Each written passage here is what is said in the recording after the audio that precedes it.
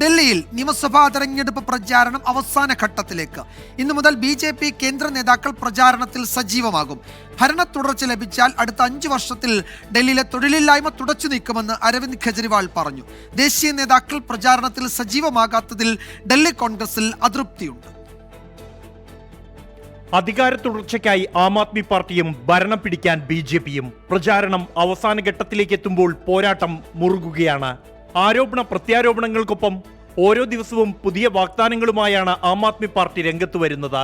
അടുത്ത 5 വർഷം ഡൽഹിയിലെ യുവാക്കൾക്ക് തൊഴിലവസരങ്ങൾ സൃഷ്ടിക്കുന്നതിനാകും മുൻഗണനയെന്ന് അരവിന്ദ് കെജ്രിവാൾ. BJP ദേശീയ അധ്യക്ഷൻ JP നദ്ദ ഇന്ന് 2 റാലികളിൽ പങ്കെടുക്കും.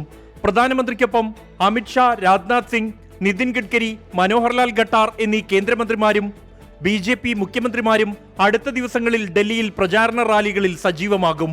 അതേസമയം രാഹുൽ ഗാന്ധിക്കപ്പുറം മറ്റ് ദേശീയ നേതാക്കൾ പ്രചാരണത്തിനിറങ്ങാത്തതിൽ കോൺഗ്രസ് സംസ്ഥാന നേതാക്കൾ അതൃപ്തി അറിയിച്ചു. കഴിഞ്ഞ ദിവസം പ്രഖ്യാപിച്ച റാലിയിൽ നിന്നും അനാരോഗ്യത്തെ തുടർന്ന് രാഹുൽ പിന്മാറിയിരുന്നു. മല്ലികാർജുൻ ഖാർഗെ, പ്രിയങ്ക ഗാന്ധി, സച്ചിൻ പൈലറ്റ് അടക്കമുള്ള നേതാക്കൾ അവസാന ഘട്ടത്തിൽ സജീവമാകുമെന്ന് കോൺഗ്രസ് നേതൃത്വം അറിയിച്ചു. 24 ഡൽഹി.